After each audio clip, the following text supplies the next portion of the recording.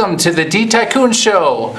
My name is Bill Morton. I'm president of the Rogers Park Chamber of Commerce, and we're here for Catherine Brown, D Tycoon. This is her show, and I'm kind of subbing in with Trudy Leong at the board, and this is Brother Travis. How you doing? Nice to meet you, Bill. Awesome. Sounds great. So you were on the show. You're on Can TV as well. Yes. Well, tell us a little bit about your show and what you're about.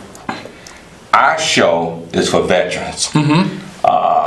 This is our third quarter, going on maybe our fourth quarter.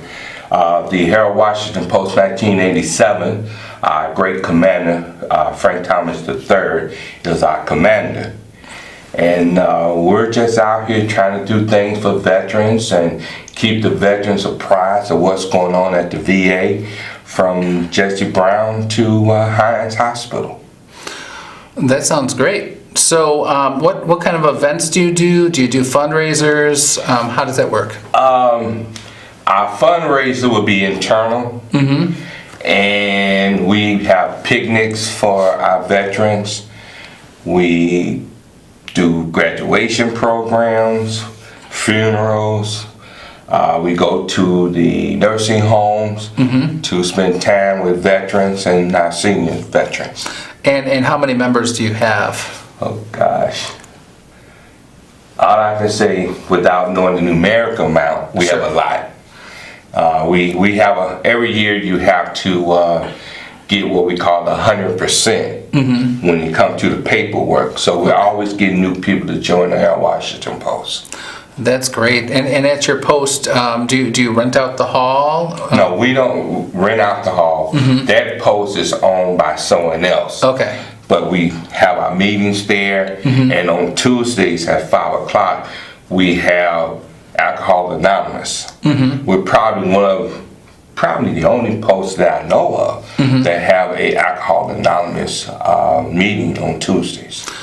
Where is your post located? 45th in Michigan. 45th in Michigan. Right across from the African Methodist Episcopal 4th District organization, or next door to the Urban League.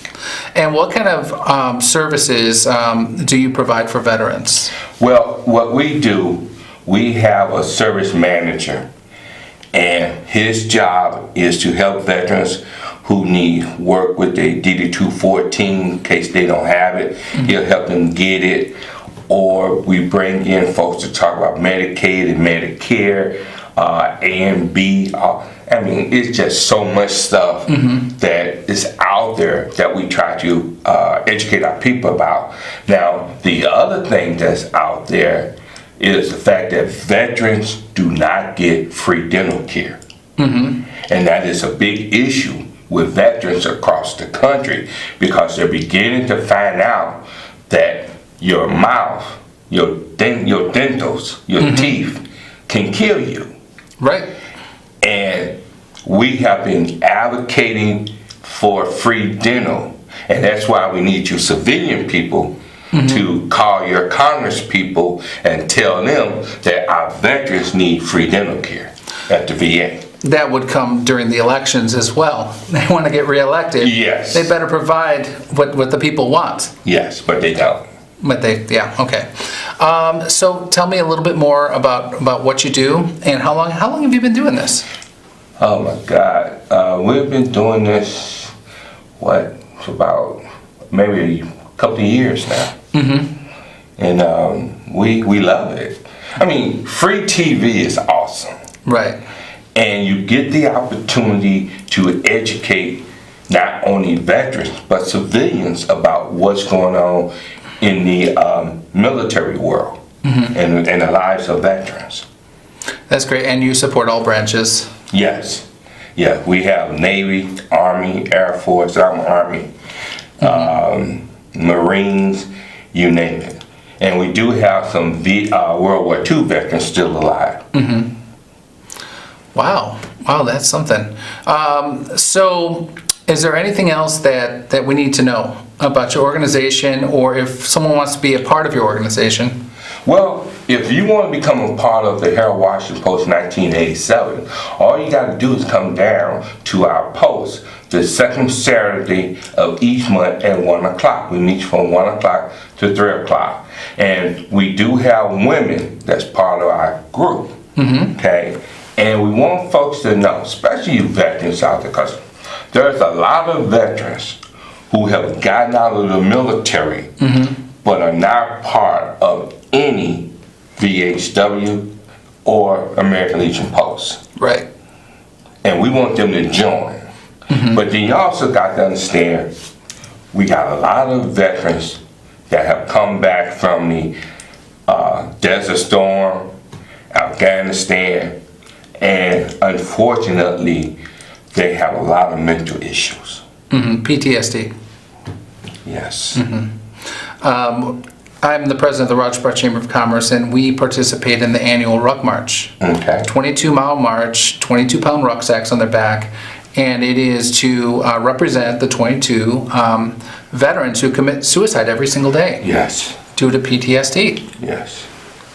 And to the civilian community, as soldiers, we put our lives on the line for America. And when you're in combat and you see a fellow soldier get blown up or shot, it does something to your psyche. And I remember when I was stationed in Germany, there was a sergeant who was in Vietnam. He jumped on a grenade, and they had to take body parts from other soldiers to put them back together. And that's the heroism that you have from some of our soldiers. They would rather die or get wounded than to see a bunch of their fellow soldiers get hurt. And a lot of veterans are homeless.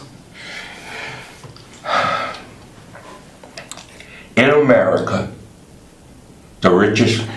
one of the richest countries in the world, should not have not one homeless veteran. Not one. Matter of fact, shouldn't be nobody homeless in America.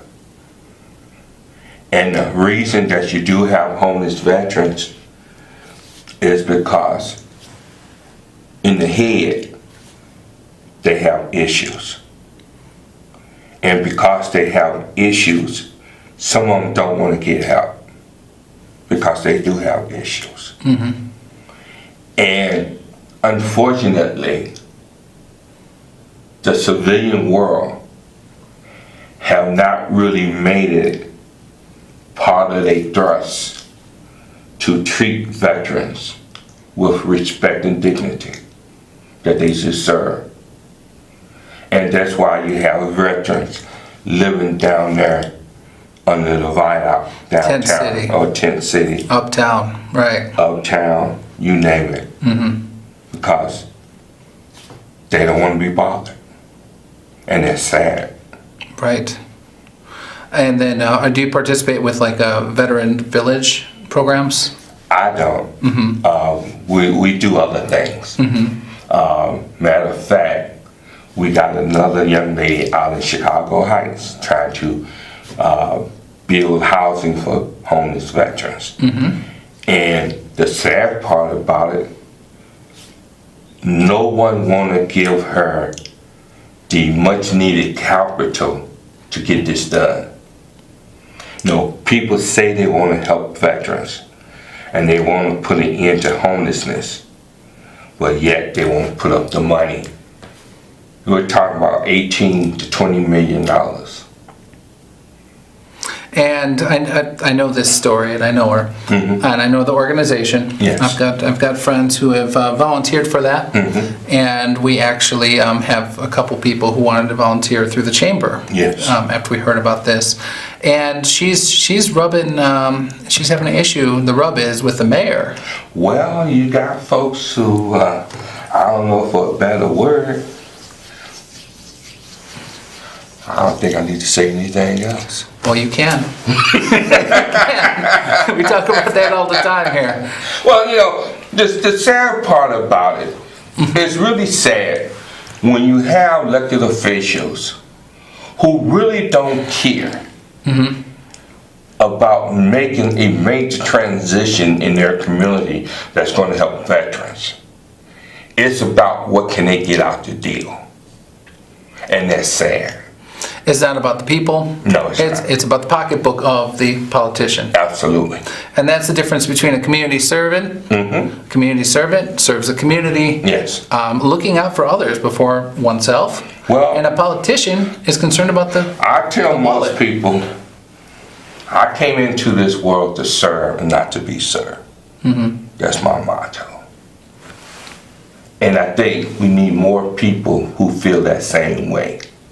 Because one of the most gratification you can get when you can reach down and help bring somebody up. That's a beautiful feeling. When you can look at somebody in the eye and say to them, what can I do to help you, to make your life a little bit better?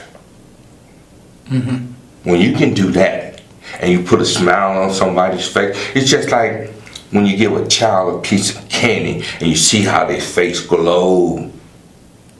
Well, that's how grown-ups are. When grown-ups see somebody who cares about their condition and want to try to make the world that they live in a little bit better, that put a glow on their face. And that's what it's about. We live in probably one of the best countries in the world. And because we do, we have to take and understand the blessings that we get for being in this country. The country got its issues, don't get me wrong. But what country don't have issues? And believe me, when you can wake up in the morning and you can go to a supermarket in this country and you can get food almost anywhere in this country, and ain't no bombs been dropped on your head like in other countries. Well, I take that back, because we do have folks blowing up synagogues and shooting folks, but there's no place like America.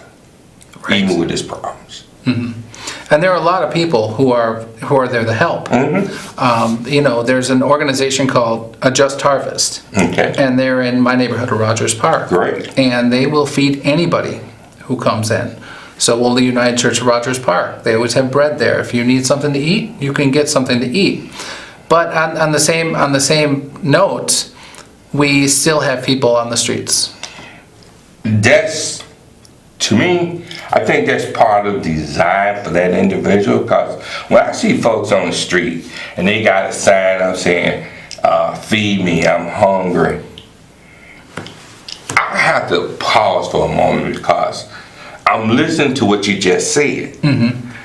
And what you're telling us in television land is that there are other places like your community that have fresh food and breakfast and lunch and dinner for homeless people. Right. So, to a degree, there is no excuse why anybody should go to bed hungry in this country, and especially in Chicago. We have too many places where you can get something to eat. Uptown? Yes. Easy. Very easy. And on the west side, on the south side. Right. Okay? So, I'm sorry, folks. I can't fall into that category of saying to folks that there's no place to get help when it comes to food. There's a lot of places. From the suburbs to the south side and to the north side where you live. So, hey, you need help, you can get help. Right, and about shelter, there are a lot of different places. Yes. And not just... Pacific Garden, downtown. Right. And I'm sure you got some in your area. I just went to one in Uptown and down on Broadway, Broadway and Sheridan area, and visited over there. And then we've got some homes in Rogers Park and other places as well. Well, they closed 54 schools in the black community. Take those facilities, turn them into what? Homeless shelters. But in Uptown, it's being turned into a condo. That's greed. Yeah, it sure is. It sure is. I was talking to a friend, and he's a part of tiny houses, and he's trying to get these houses with electricity, with running water, with a lock on the door, and it's up to livable standards, but it's a small house, and I'm sure that beats a bench or a tent. It does, but if your mind can't conceive of living inside of a home or an apartment, and you also have to understand with us veterans, during boot camp, we have to live 3 days and 2 nights sleeping on the ground. They call it bivouac, where you stay outside for 3 days, and the 2 nights you sleep in a tent, in a sleeping bag. Okay, so we get used to that lifestyle.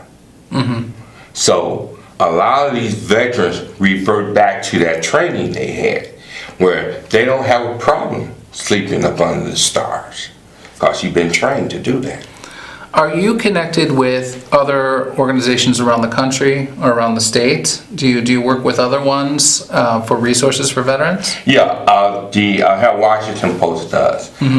Again, that goes back to our great commander and the fact that he did get promoted to be on the 3rd district, which encompasses a whole lot of territory. But the bulk of our stuff here is at Jesse Brown Hospital. We meet with CVO, which is a coalition of veterans organizations, and we meet the 3rd Wednesday at 7 o'clock each month, talking about veteran issues.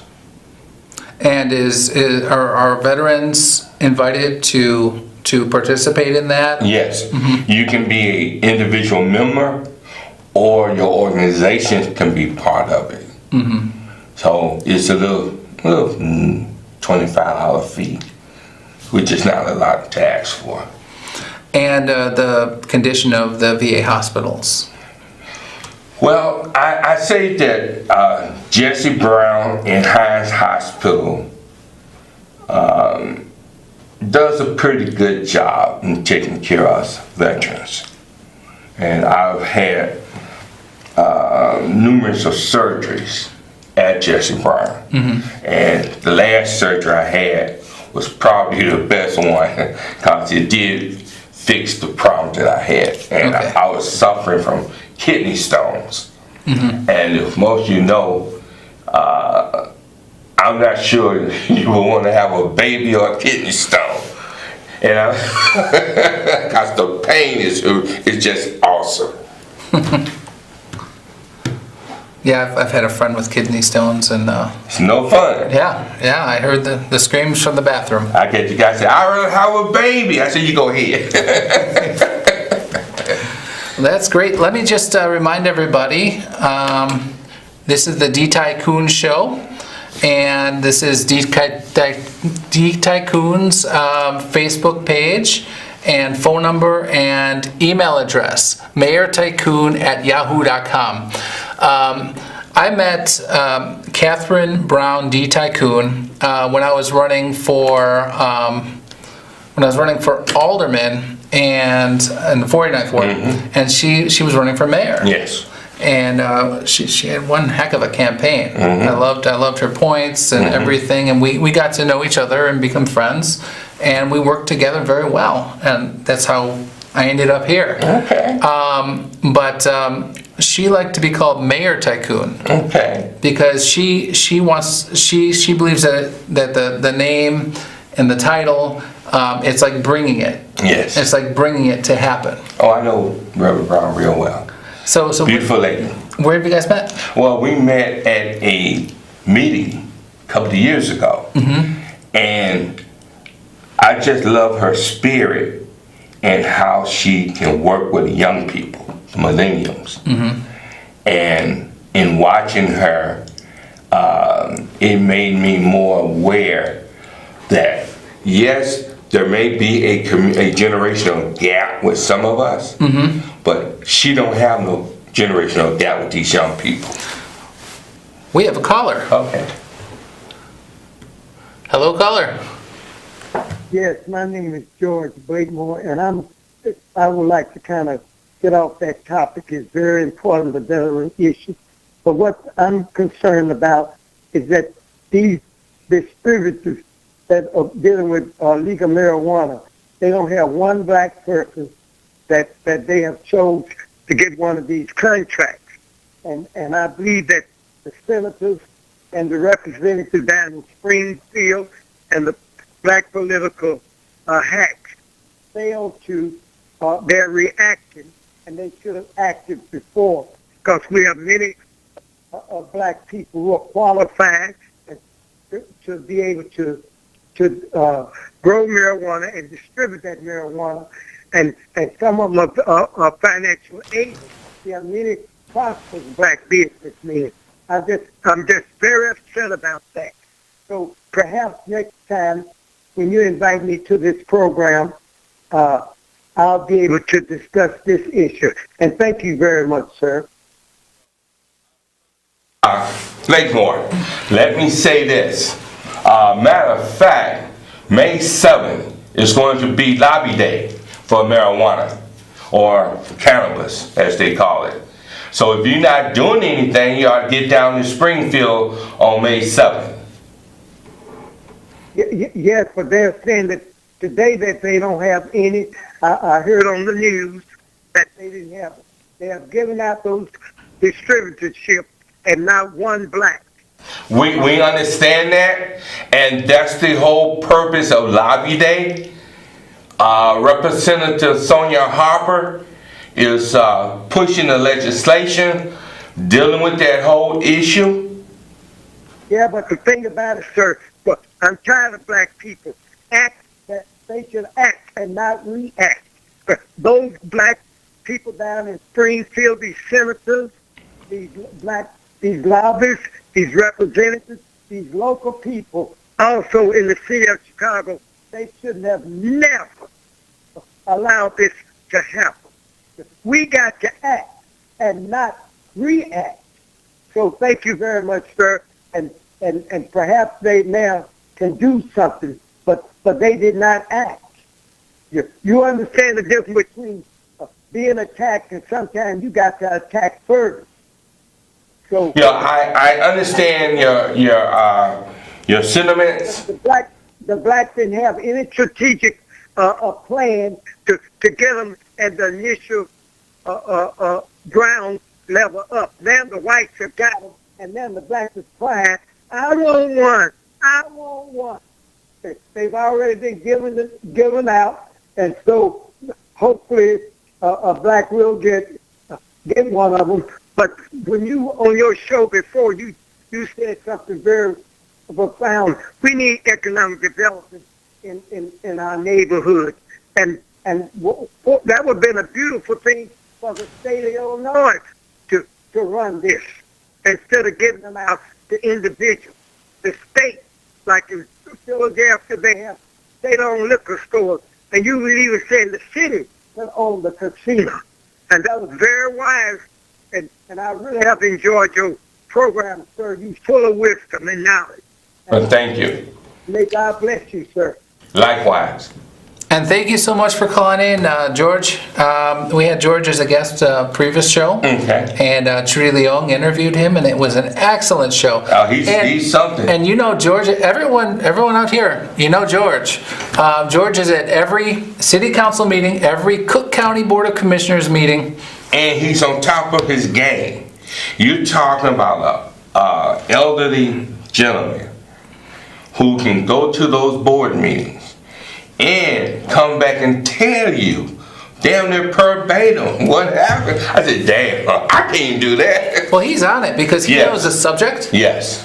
He knows what he wants to say, and he's going to say it. And if you give him anything less than the 3 minutes that everyone else gets, he'll let you have it. Yeah, and bite your head off. Good on him. Yes, we need more people like George Blakemore. We do. And this whole issue of cannabis is that so many black folks have been put in prison or jail or prison for marijuana. Mm-hmm. Now it's just like prohibition days. People got locked up for pushing alcohol. We got to get that expunged. I agree. Yeah. That's the most equitable thing to do. Is once marijuana become the law of the land, then everybody who went to jail for it should have their record terminated. Mm-hmm. Absolutely. Now we have a couple minutes left. I'm glad that George called. I am too. Yeah, that's great. He perked us up. Yeah, well, he's really amazing. I remember. And he is. I remember a couple times during the soda tax. Yes. Oh wow, he let Madam President know what he wanted to say, and that was really great. And in City Council. Well, the problem I have with the City Council is that there are other avenues that they can utilize to bring in fresh money instead of going to property taxes or the sugar tax or the bag tax. All that stuff should be thrown out. Okay, so we've let me just go over this one more time here. This is the D Tycoon Show, and thank you so much to Catherine Brown D Tycoon. And I'm Bill Morton, and I've got one little PSA to go. This is the Rogers Park Job Fair, monthly job fair by the Rogers Park Chamber of Commerce, and more info at rogerspark.cc. Regular job fair for everyone in the entire city. And folks, if you want a job, you can get a job. Get a job. Come to our job fair. Thank you very much, and Brother Travis, thank you. Thank you for having me. Till next time, this is D Tycoon Show with Trudy Leong too.